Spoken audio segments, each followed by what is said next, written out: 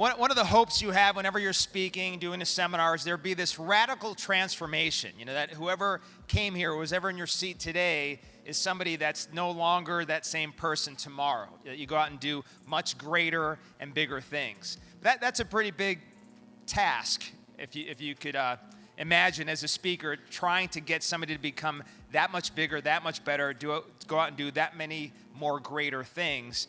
But it's possible. It's happened to me. Anybody here ever been so transformed from an event that you went out and just everything blew up after that? It can actually happen. And actually, we're going to do something in this particular session here. We're going to get an identity change. When God wanted to see somebody transformed, he completely changed their identity. So you had Abram, and he made him into Abraham. Abram had no kids. Abraham was the father of many. You had Jacob, who was the heel grabber, the deceiver, and he made him into Israel, who became the father of that whole nation. You had a Saul, who was killing Christians, who became Paul, who wrote most of the New Testament. So we can go through this big transformation. And it is this change in identity, and that's what this little session is going to be about. How do you actually change your identity? A guy like Dr. Frank, how many of you guys enjoyed Dr. Frank? One more round of applause. He was afraid of following me. How many know that's what you don't want to follow right there? He thinks he can change the world. He thinks he can transform chiropractic. He thinks he can make a massive global difference.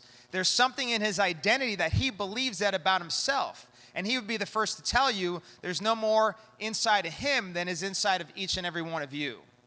So just repeat something after me to just get this thing kicked off. Say, my current situation is not an indication of my future destination in Christ. So let's do one more time. My current situation is not an indication of my future destination in Christ. So I'm part of the Billion Soul Initiative. I've been the chairman of global wellness for them for about 15 years. And originally the goal was we would reach 1 billion souls for Christ. And about 7 years in, we had to create a new goal because we'd already hit the first billion. And now we're working on the second billion. And in fact, they've changed the name to the Global Church.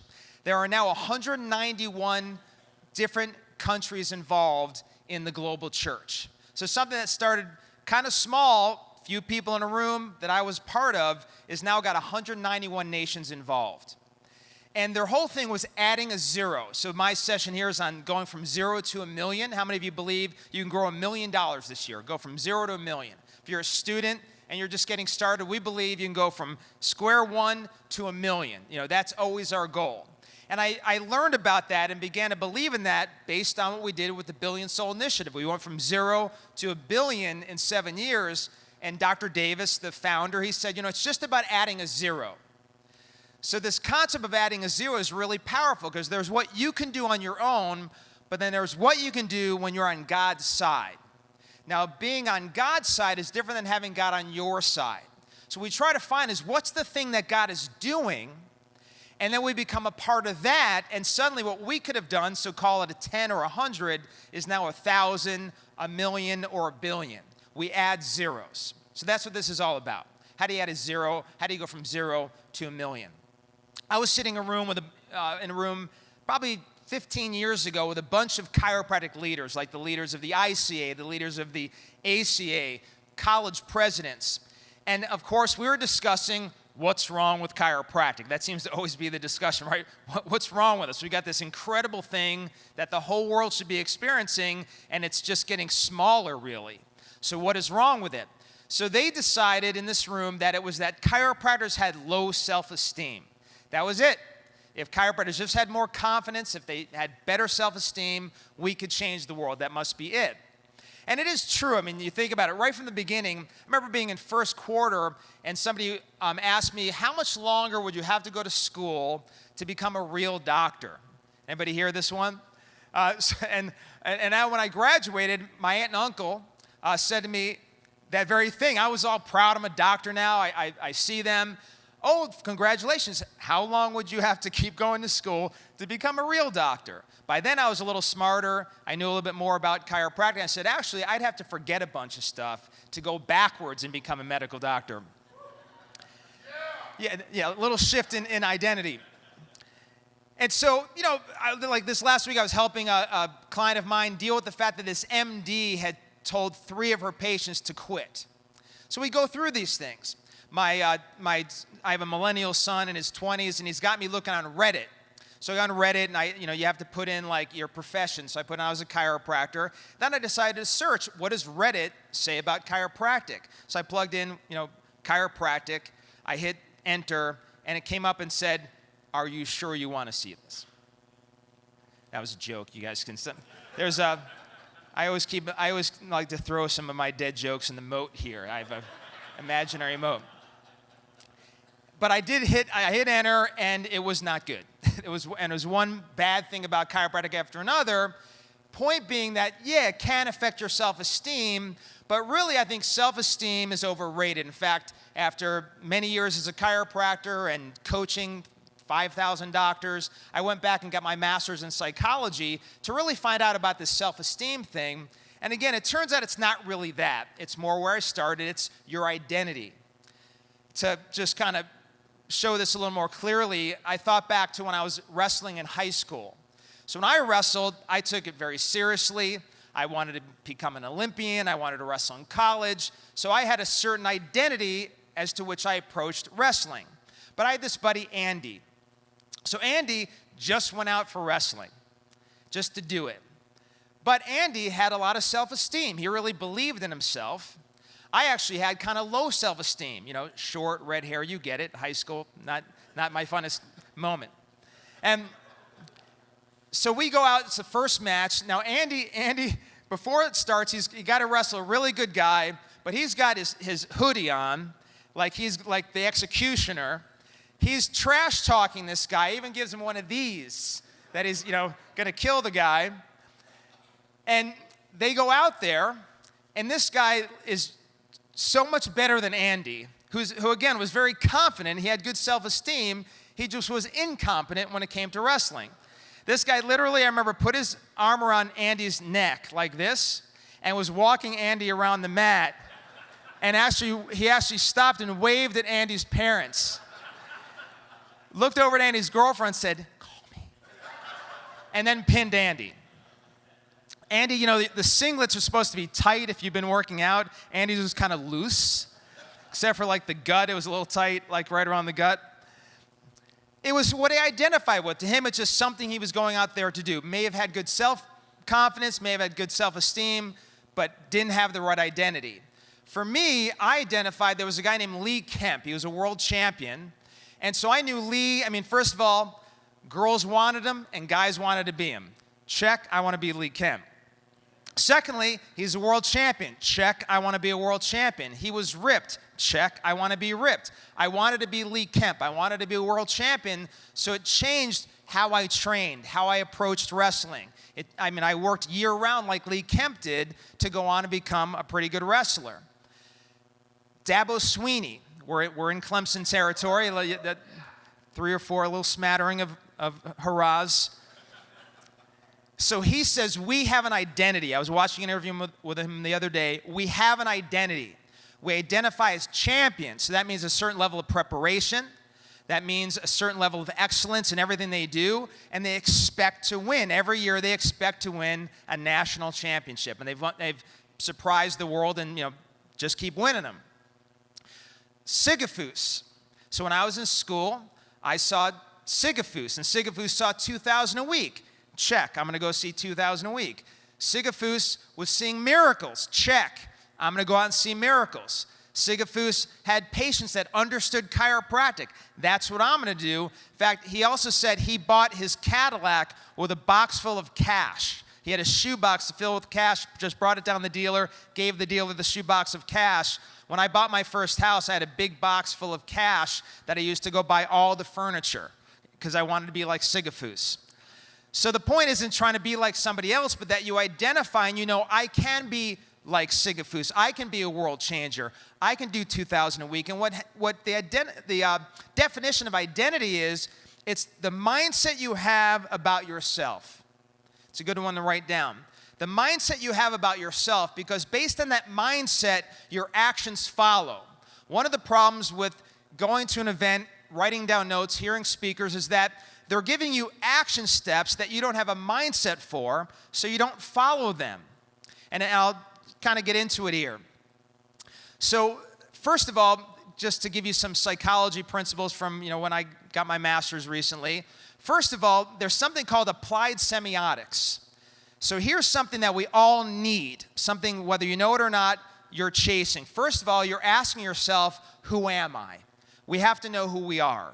And for many of you right now, and it's okay, but we need to fix it, is if I say, who are you, you need to know that answer. And a lot of us haven't considered it, but our soul needs to know. The second thing that we ask ourselves, we say, why am I here? There needs to be a clear purpose. We also need to know, where am I going? As well as who's going with me. So who am I? Why am I here? Where am I going? Who's going with me? That all has to be clear in forming our identity. The next thing with identity, we know that in 1954, they had something, they coined the term identity crisis. Because we look at the world and we want to fit into the world. Like my aunt and uncle, my other cousins, their son is an MD, so why wasn't I as good as Russell? That was kind of their viewpoint. And eventually I found out Russell made about $70,000 a year, and I called my aunt and uncle and said, hey, do you think I could hire Russell? I'll increase his salary. So they don't make that much. You'd be surprised. So the key is that your crisis you're having with your identity is often because of other people. We think, well, I could be an MD, I could be a celebrity, an athlete. We have to know who we are and the power we have as chiropractors. The second thing is they came up, and this is 1987, was identity politics. And this is where you're changing your religion, your beliefs, who you hang out with based on politics. And then finally, 1995, we had identity theft. Finally, I'll just steal somebody else's identity, steal their credit cards, try to make money that way. So we have to know who we are. Third point, really critical, this is what we take home. A lot of us feel like the environment is stopping us. Dr. Frank mentioned people feel like in an inner city environment or in a Hispanic environment, Latin environment, you can't make it. We believe the environment is influencing our results. But you have to know, particularly at a Christian seminar, that the environment doesn't move you, you move the environment. We're called the spirit in the Bible. We're all spirit. We're living in a machine. We're living in this chemical laboratory, but you're spirit.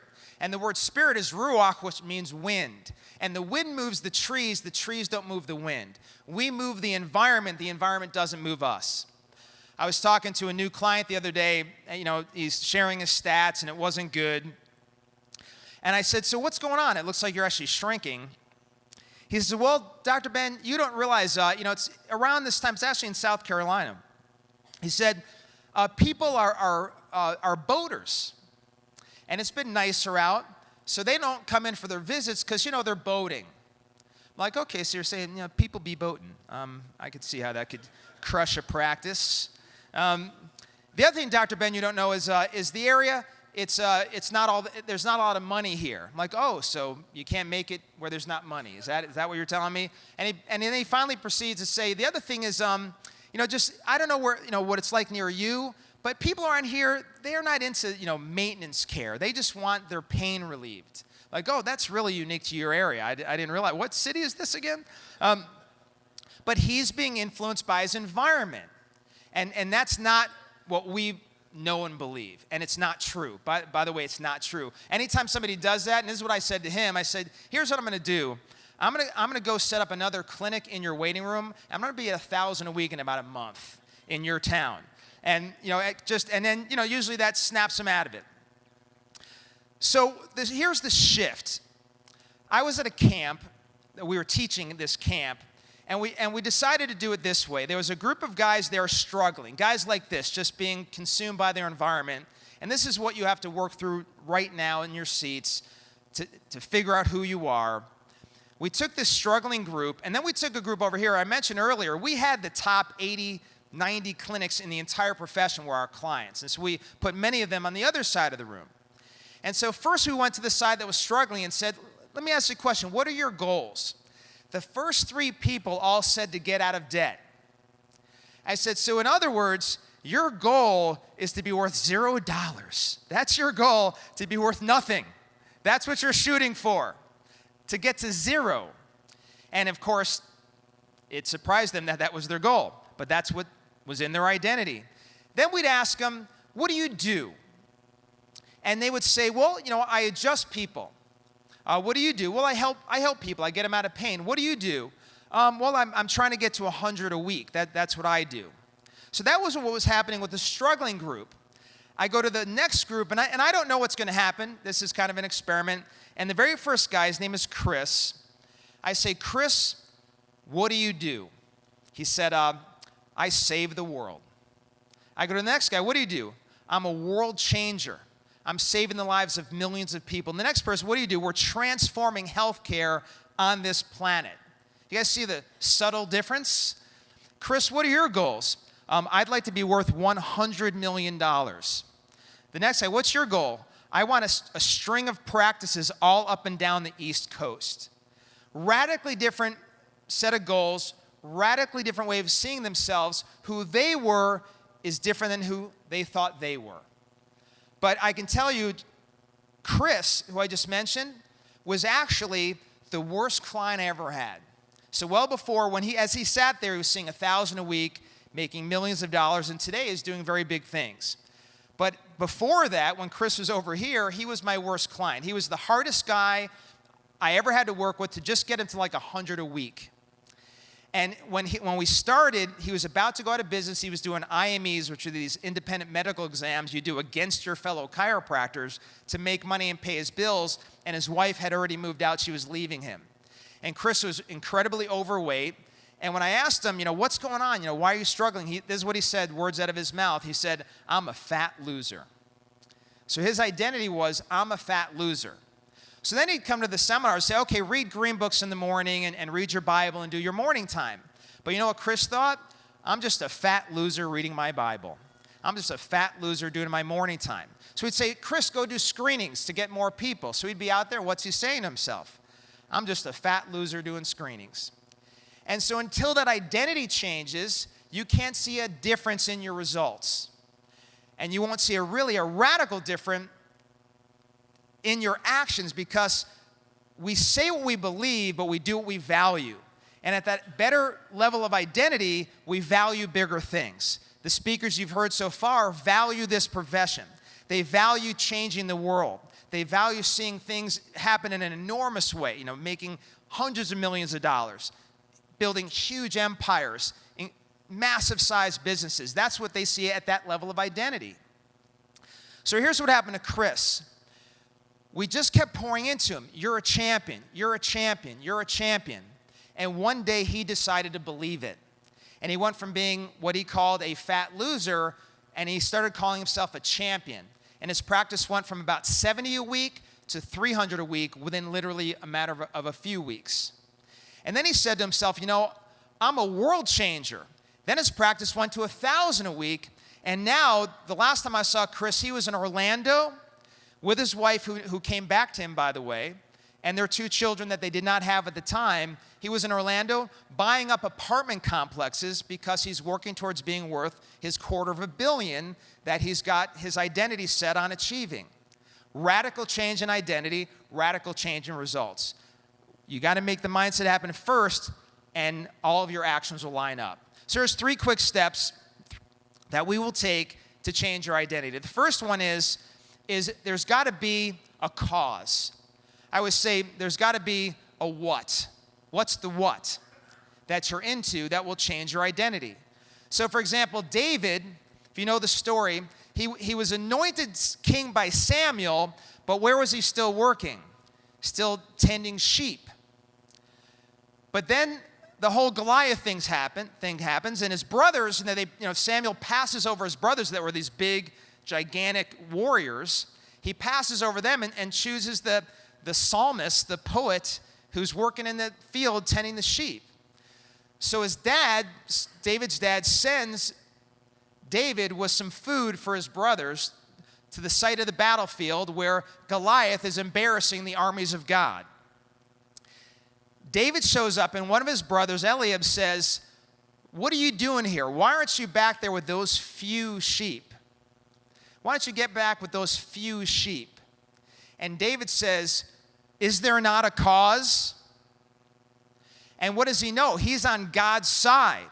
The rest wanted God on their side and feared fighting Goliath. David knew he would be joining God's side, and if there was anyone who should fear, it was Goliath. Is there not a cause? I'm a big Abraham Lincoln fan. I'm kind of a presidential history nerd. So Abraham Lincoln came from, it was a one-room cabin with no floor, no windows, and no door, growing up in Chicago. So you talk about being cold? He would have been cold. No money. His mom dies when he's very, very young. Really bad history, fails in 8 elections. You've heard some of these things before. But he has a cause. And this is what he said about God's side. He was looking over the battlefield during the Civil War, and he saw both sides praying. And it's brother fighting brother. It's American fighting American. Both sides are praying, and he says, you know what, I guess it doesn't matter so much whether or not God's on your side. I guess what really matters is whether or not you're on God's side. So which side is God's? God's the side that wants to preserve the Union, that wants to keep America together. That's what Abraham Lincoln joined that side. That was his presidency. God's side is the one that wants to end slavery and abolish that aberration to God. That's God's side, and that's the side Lincoln was on. So at Gettysburg, it gets as bad as it's going to ever get. There's over 56,000 casualties. 3 times more people that died at 9/11, and this is during Lincoln's presidency. You think that Trump has some people that don't like him and isn't looking good in certain polls? Imagine if we're killing each other. He was not popular, but after Gettysburg, he doubles down. He says in that Gettysburg address that this is even more about ending slavery. For before, it was kind of more about the Union staying together. Now he says, you know what? I'm going to double down on it. Hey, South, I'm getting more on God's side. But he was about a cause. If you've ever read the Gettysburg Address, if you look at the language, it was the cause that took this poor kid from this one-room log cabin and made him president, the most powerful man in the world at the time and the most famous president in history. It was being about a cause. He says right there in the Gettysburg Address, he says, it's for us the living to be dedicated here to the unfinished work which they who fought here so nobly advanced. It is rather for us to be here dedicated to the great task remaining before us, that for these honored dead, which these people gave the last full measure of devotion. And I love the last part where he says that we here, and he keeps saying here because it's like they're on the battlefield of Gettysburg where all these people died, and he's doubling down on the cause, that we here are highly, highly devoted to these dead, that they will not have died in vain, but that this nation under God shall have a new birth of freedom, and that government of the people, by the people, for the people, shall not perish from the earth. This is a guy who had a great cause he was fighting for, and so became such a powerful man. We have the same thing in chiropractic. Now, we have a great cause before us. Is there not a cause? I look at these things every day. This is how I stay fired up. So if you look recently, from a chiropractic perspective, who's working for God and on God's side, you look at the fact that they rated our country to have the worst healthcare system in the world. And one of the key reasons was years of potential life loss. So in Japan, they're living 10 years longer than we are. unless you do what? You move from Japan to here and become part of this healthcare system, then it levels out. We kill you. And so we're killing God's people. God, his potential, his intention for you, the plan he had for your life was to go 10 years longer, and we killed you. You lived shorter. In fact, if you saw this recent thing that came out, for the third year in a row, while every other country's life expectancy is going up, for the third year in a row, it's the first time it's ever happened 2 years in a row, third year in a row, our life expectancy went down, and the reason is death by drug. It's the opioids. So many people are dying from opioids, which are painkillers. I mean, you think about chiropractic, for the very least, we were the primary focus of pain care, then this wouldn't be happening. The other reason is suicide, which if you've really studied the latest research on chiropractic's impact on the brain and its ability to integrate with the emotional system, that if there's anybody better suited, there's nobody better suited to stop suicide and to help deal with mental health issues than chiropractic. And that was the other reason our life expectancy went down again, is suicide. But listen to this as far as our approach. So as we die younger and as more people commit suicide, the approach is what? More medicine. But yet clearly, the more medicine gets involved, the more our healthcare system gets involved, the younger you die. Yet their answer is to keep doubling and tripling down on more drugs. So listen to this, that in 2010, there was this article that I've talked about a lot called So Young, So Many Pills. It came out in 2010, that 25% of our children were on chronic medications. So medications for chronic blood pressure, chronic cholesterol, chronic depression, chronic psychoses, for cholesterol. Children on these drugs, and it was in the millions. So one of the article, one of the part of the article showed that 6.5 million children were on antipsychotic medication. I mean, antipsychotics in the children, I don't get that. It's 6.5 million, but there are 9 million children on antidepressants. This is in 2010.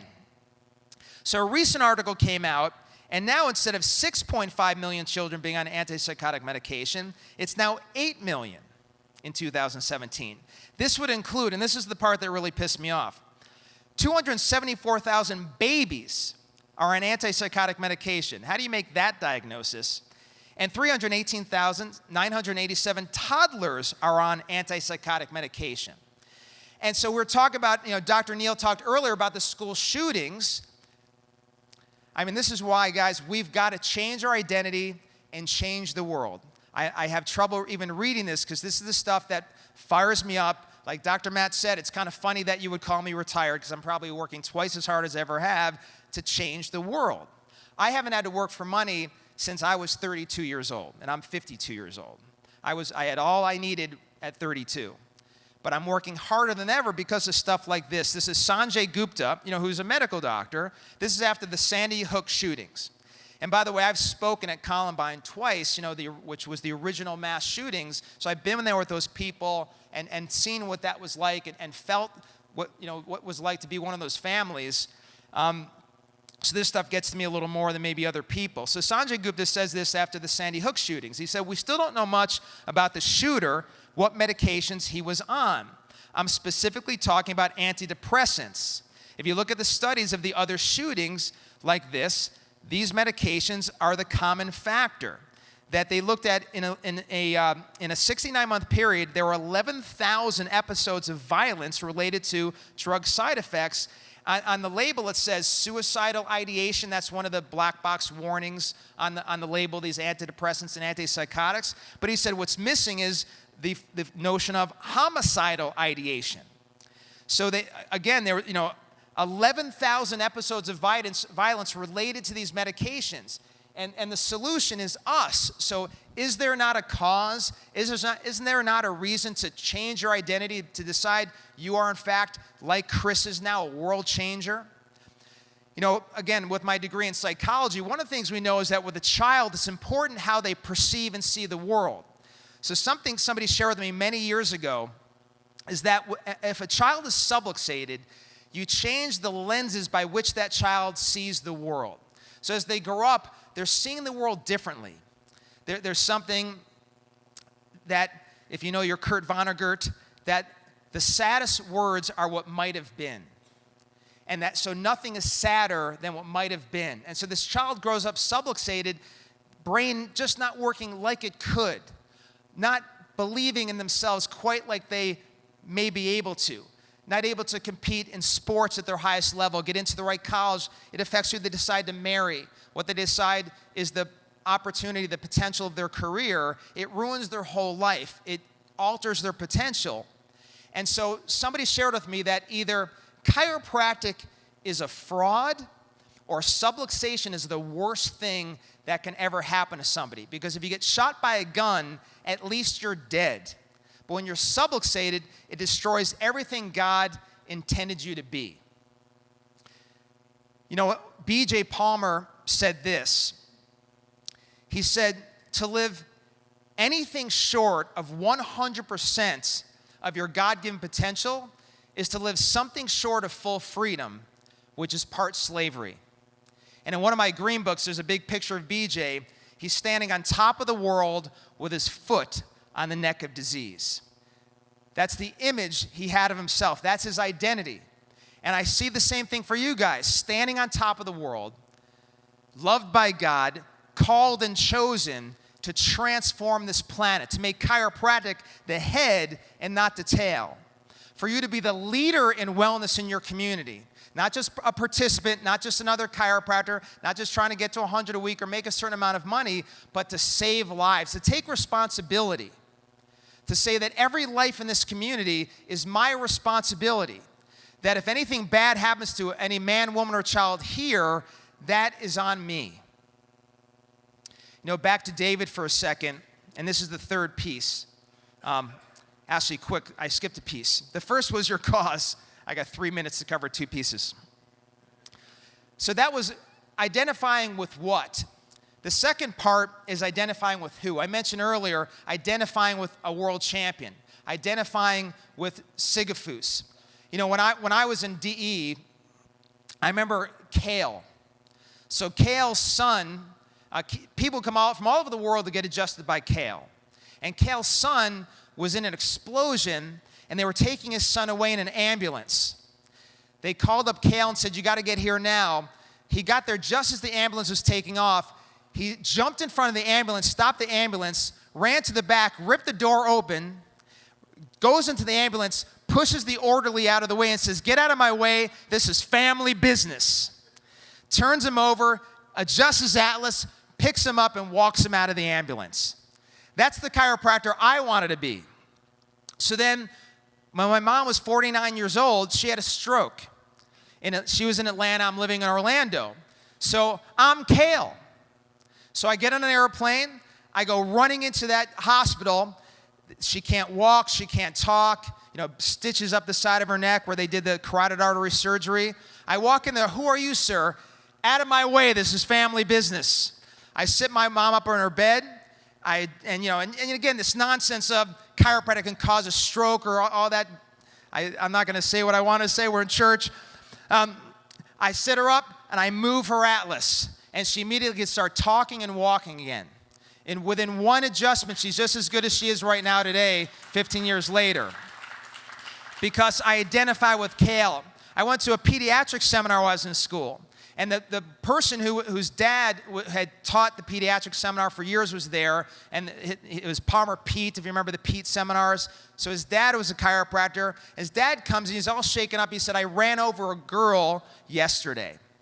And it looked like she was dead. So we're waiting for the ambulance to come. And we have no pulse. There's no breathing. And I realized that, my God, I've been saving children's lives for decades, and now I just killed one. But the same thought he has, he goes, wait a minute, I'm a chiropractor. I should adjust her. He goes in and adjusts her. She pops right up from the dead. So I'm Dr. Pete. I raised children from the dead. So when I was in practice only for about 18 months, and I get a call from one of the patient about her son, Josh. She says, Josh was hit on his motorcycle, thrown 100 feet in the air. She sends me a picture. The helmet is smashed to bits. Josh is in a coma. Just come to sort of say goodbye. They don't think he's going to make it. He's pretty much dead now. Like, no, he's not. dead now? Because what's my identity? Is there not a cause? Did God not put me here to save lives and to raise children from the dead? He's not dead. So I go flying over there. I run in the hospital, and again, nurses and doctors, and this is illegal. I know I'm not supposed to just run in the hospital, start adjusting somebody. But I'm like, I don't care. I'm here to raise Joshua from the dead. I walk in there. He's hooked up to all things. His whole head, everything's blue from all the internal bleeding. I get up in the bed. I push all these wires and everything out of the way, adjust his atlas. Joshua pops right up out of bed. I'm not surprised for a second, but you can imagine everybody else is. Alarms going off, doctors running in. I ran the heck out of there. But that was my identity. And so I believed we would go see 2,000 quickly. We got to 2,000 in a few years, 5 clinics within 3 years. Opened up 125 clinics after that because I believe that God put me here to save the planet. But God did not put me here to do any more than he put you here to do. That Christ lives in you, just like Christ lives in me. In fact, I'm just a short, redheaded guy. I still have the same low self-esteem from high school. But I just believe, kind of like Ora was saying, you don't believe in you believe in God. And I know God can do anything in me and through me. With God, all things are possible. Third one. So it says in 1 Corinthians 14:2 that David discerned he was king. Discerned he was king. So the final thing, you've got a cause. You know who you're going to identify with and the people you're going to hang around. And then you decide. He decided he was king. God made you prophet, priest, and ruler. God put you here to change the world. You just simply have to decide. That's my talk. Want to just touch on something real quick. One, we do hope you become part of the CCC movement. To look out and see we've got 120 or so people at the event is mind-blowing. The last thing I wanted to do was to try to get people to events anymore, but again, God called us to something different. And so here we are, because the world hasn't been saved yet.